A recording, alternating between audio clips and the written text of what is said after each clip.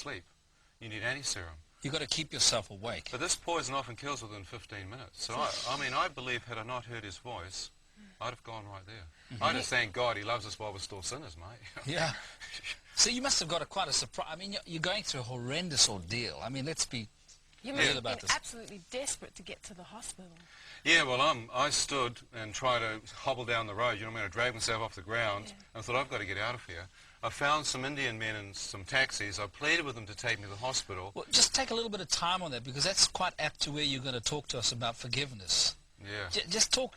We've got a good 10 minutes left in the section, so just take us through that.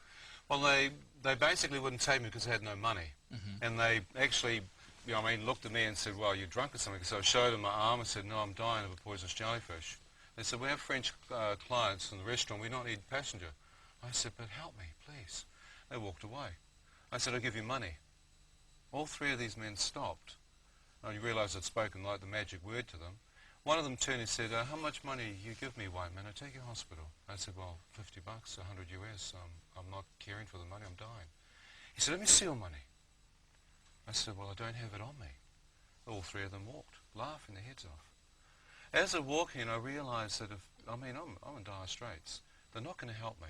And in this part of the world, you can die. Life's fairly cheap as you get into the third world. It doesn't have a lot of significance to people. As I watched them walk, I thought, I don't know what to do now. And I heard this clear voice speak a second time. It said, son, are you willing to beg for your life? I thought, beg for my life. I lived in Africa. I'd seen men go, yes, boss, you know. I thought, I've seen men beg.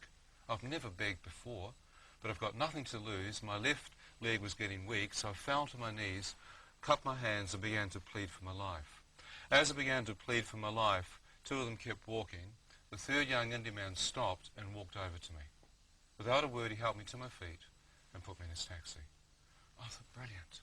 We're going. As we took off towards the hospital, he then began asking me how he's going to get the money. I said, well, you know, I mean, I'm promising him money. He's wondering what hotel room I stay in and how I'm going to give him the money. As this is happening, I said, well, I don't stay in a hotel. I live in a fishing village in Tamarin Bay with a Creole. He said, you stay at Tamarin Bay Hotel? I said, no. He said, you lied to me, huh? How I get my money from you? Very angrily, he pulled off the main road and into the small village where I live. As he stopped in front of this Chinese hotel, he said, you get out now, huh? Why are you not giving me the money? And I said, look, I have the money. Please. I tried to get out of his taxi because this is in the village where I lived. As I tried to get out, to my horror, the poison had now moved into my left leg. My entire lower trunk was numb. As I'm looking at him, I said, look, mate, just help. He took my safety belt off, opened the passenger door, and just pushed me straight out of his cab. Me. Now, I'd normally have been able to stop him, but my right arm was paralyzed. As I flew out of the door, I looked up to see that my feet were caught in the door sill. He couldn't close the door. And I watched a man look me straight in the eye, flick my feet out, and drive off. And I thought, no, why would a man do that? For 50 miserable bucks, he'll leave you for dead. I thought, I've had enough. I've seen enough of this world. Why the heck? As I watched him drive off, I was literally lying there thinking, well, that's it. I'm out of here. Security guard must have seen the car. He came out, shone a torchlight around the car park and found me half, you know what I mean, in a crumpled heap on the ground. As he ran over, I looked up to see a familiar face. It was one of the fishermen from the village, Danielle, another fisherman. As he saw me, he said, Kisafilman, what's happening? Why are you like this tonight, brother? And I thought I was drunk or something. You know? I said, my arm, envisab. He looked at that and he went, pardon, envisab, tak, hein, Stephanie for you. He said, you died with Simon tonight? Le Mans? I said, oui. He said, pardon. Quickly grabbed me in his arms. He carried me into the hotel. The Chinese owners had closed the bar. It was just a really small tourist hotel. Yeah. And they were playing a gambling game called Mahjong, huh? And they were drinking their whiskey. Chinese owners looked at me and said, oh, you're drunk. I said, no, I must get to the hospital. I'm dying of a very poisonous jellyfish. I'm still a blush. They said, we don't understand you. So I showed them my arm. The Chinese owner saw my scarred arm and instantly thought I must be a drug addict. He thought there must be needles. Surely this young man's been shooting it up and he's a heroin addict. He stood up and laughed and he said, oh, you stupid, huh? Why you do the drugs? Huh? And sat down. I thought, what? My hand then began to shake. As my hand began to tremble, I was amazed to see it move up into my chest and into my face, and my teeth began to smash into each other as my body went into muscular contortions. As I'm shaking to bits in front of them, I can see them try and hold me down. I feel an icy cold death go through my bone marrow. I stop shaking and they're putting blankets on me because I'm freezing cold. I'm thinking, I've got to get out of here. I will die if if I don't get to the hospital. I looked to the car park. I saw one vehicle. I realized it belonged to the Chinese owner next to me. I said, "Sir, please take me in your car to Katrabon Hospital or I'll die." The Chinese owner looked at his car.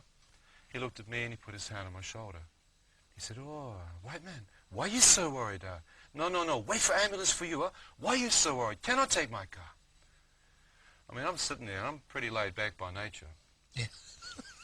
Reasonably, Reasonably. Too many Durban poisons. I thought, I'll waste this guy, I'll whack him. But my hand won't move, it's paralysed. I thought, well, I'll try my left hand, I'll give him a headbutt or something. I'm just about to reach up and pull him into my forehead. You know what I mean? Teach him a lesson in humanity you'll never forget. And I hear this voice speak to me a third time. It said, "Son, if you do that, the toxin's so close to your heart, the adrenaline rush will kill you." That's true. What's going on? Who's that voice? I looked away. I thought, well, if I survive, that's your history, Jack. Yeah. You feel like payback? Yeah, revenge. Revenge, mate. And next minute, an ambulance comes flying to the car park. My Creole friends appear from nowhere. Turns out they've rung the hospital. Praise God, someone like me. You know what I mean? Get me in the ambulance and we take off to the hospital. As we're climbing the ridge to where the hospital is, they've inadvertently left my feet in the front seat. My legs begin to elevate. The toxin begins to sweep into my vital organs, my lungs and my heart, my mind. And with my eyes wide open, I start to see what appears to be my life flashing before me. I'm going, what? What on earth is this? As I'm watching sections of my life, I thought, oh, I've heard people say just before they die, they see their life flash before them. Am I that close? Now, before you move on there, let me just jump in here, Ian. I mean, you were an atheist, really, at this season of your life. Oh, yeah. You didn't believe in God. No. I mean, was there any religious background in your family, or...? Well, my mother was an Anglican, my dad was a Presbyterian, you know what I mean? And we went to Sunday school as kiddies, but I mean, nothing happened, you know what I mean? So I walked away. Most of my generation, we just surfed on the weekends, you know what I mean? But the most amazing thing was that if that voice was God, as Ian will later tell us that you were so assured of that, is that you didn't care about God, you didn't think about God, but in that desperate situation that you were in, he still came to reach you. Yeah, well, see, I'm lying here not even thinking about God. I'm just thinking, hey, I'm going to die. Get to the hospital. I'm seeing my life going down the tubes, and I'm thinking, if I snuff it tonight, is there life after death? I thought it was a fairly morbid subject that people who are 80 think about, you know what I mean? Not a 26-year-old man. And I'm lying here thinking, well, if I die, is there life after death? I thought, I've got no clue. And I'm confronted with death for the first real time, seriously, in my life. As I'm lying there, I have no idea on the other side of the world, my mother, who's the only Christian in our family, began to see my face. And God began to speak to her and said, your eldest son, Ian, is nearly dead. Pray for him now. Wow. And my mother hit her knees, which she had done many times for us. And she began to pray. As she began to pray, I didn't know any of this until I returned to New Zealand. But I found out after, when I related my story to her, she just burst into tears. She said, son, I prayed this that night. It must have been happening for you in Mauritius. So it's the middle of the day for her, middle of the night for me. And I start seeing her face appear. Now, my mum prays an old-fashioned way, you know what I mean, like this. Yeah. Well, I'm seeing her appear directly in front of me with her hands up like this, praying for me. While you're lying in the ambulance. While I'm lying in the ambulance. Now, at this point, I'm shaking, going, why is Mum here, and what's she praying about? You know what I mean? I then hear it. You know what I mean? I then hear her speak these words. She said, Ian, no matter how far from God you may be, no matter what you may have done in your life, son, if you will but call out to God from your heart, God will hear you and God will forgive you. I'm thinking, God? Is there a God out there? And if there is, which one? You know what I mean? I've seen thousands of them. I said, God, if you're real, show your face and I'll believe. As I lay there, no face appeared except my mother. I thought, well, Mum's not God. I mean, hello. Hello. You know what I mean? My mum's has only ever believed in Jesus. She's a Christian. I thought, could Mother be right? You know what I mean? That's a scary thought, isn't it? You know what I mean? I'm lying here thinking, could Mum be right all these years? Could there actually be a God? I'm lying here all thinking, this is incredibly supernatural. I've seen my life now flash before me. Now I'm seeing Mum praying, and she's on the other side of the world, and she's saying, call out to God. I thought, could it be a Christian God? I thought, man, I don't know. I thought, what on earth would you pray that's Christian? You know what I mean? I lay there and said, well, God, I don't know what to pray, but if you're out there, help me. Next minute, words appeared before my eyes. Forgive us our trespasses and sins. I thought, forgive us our sins? Nah, God will never forgive me. I've done heaps of things wrong. As I'm lying there, I'm thinking, well, God, I don't have time to list all my sins. I don't even know if you can hear me. I feel like a hypocrite even talking. But if you can hear me, please forgive me all my sins. As I said that, fresh words appeared. Forgive those who have trespassed and sinned against you. Oh, well, that's easy. You know what I mean? I'm not a vindictive person by nature, God. I forgive anyone, no matter what they've done to me. I forgive them. The moment I said that, the face of this Indian taxi driver appeared in front of me. I thought, what the heck's he doing here? Voice said, will you forgive him for pushing you out of his taxi tonight? I thought, you must be joking. No, up came the Chinese man. I thought, what the heck's he doing here? Voice said, will you forgive this man? I thought, no.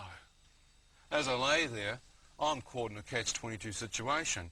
I'm hearing some voice speak to me, which is associated with these words, which are like a jigsaw puzzle, which my mum calls the Lord's Prayer. And I'm thinking, well, that's not my voice. That's not my thought. Am I actually talking to God or something? Am I hearing him speak to me? I lay there and thought, well, that's all it could be.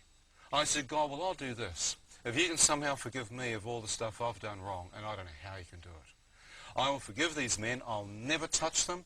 I'll never lay my hands upon them. I'll let them go. I forgive them. I tell you what, forgiving other people, not easy, man.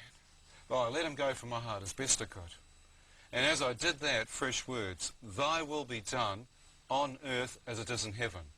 And I'm thinking, that's God's will. I've led my own independent, self-sufficient life for 26 years. That means I've actually got to admit I've been wrong, humble myself, and allow the will of God to be done in my life. And I thought, whatever you're doing in heaven, God, I sure ain't been living it on earth. That means if I pray this from my heart, I actually have to have not only a change of my will, but my entire lifestyle has to line up with what's going on in heaven. I said, well, I have no clue what's going on in heaven, but I tell you what, I will live for you all the days of my life. If you help me through this, I will follow you. As I prayed it, the entire Lord's Prayer appeared before me, and I'll tell you what, for the first time in my life, I knew what it meant. An amazing sense of peace settled on my heart, and I realized that I'd made peace with God. Well, Ian, there you are in the ambulance, and you've just prayed the Lord's Prayer, and you've had to forgive those people that you really felt, who you really felt had betrayed you in your greatest point of need. What happened next? Well, I knew that I'd made an amazing peace. I felt that come into me. Did you just feel that? I felt an assurance, a deep sense of peace in my heart, and that peace hasn't left me in 19 years. Goodness me. Fantastic. I found out later that those who call upon the name of the Lord shall be saved. And I had no comprehension that I was actually born again right there in the ambulance. But the thing is, at this point, you knew it was God, Yeah. but you didn't know if it was Jesus or not, did you? That's right. Yeah. Well, I got into the hospital. They took my blood pressure, couldn't find a pulse. I was in what they call crashing. You know what I mean? My veins are collapsing. The doctors put in dextrose, antitoxin, anti-serum, and tried to get a line in. And as they're actually shoving needles into me, I can hear everything they're saying, but I feel myself going away from them. It's like in a third party. I'm watching what's going on, but I realize that I'm losing the battle. I remember the doctors saying that's all we can do for you. Try and keep your eyes open, fight the toxin, fight the tiredness. Now, I'd heard that way back on the road, and I was pretty exhausted. You know what I mean? They Sure. lay me down on a bed, and I remember lying there thinking, well, I'll try and keep my eyes open all night. If somehow I can keep awake,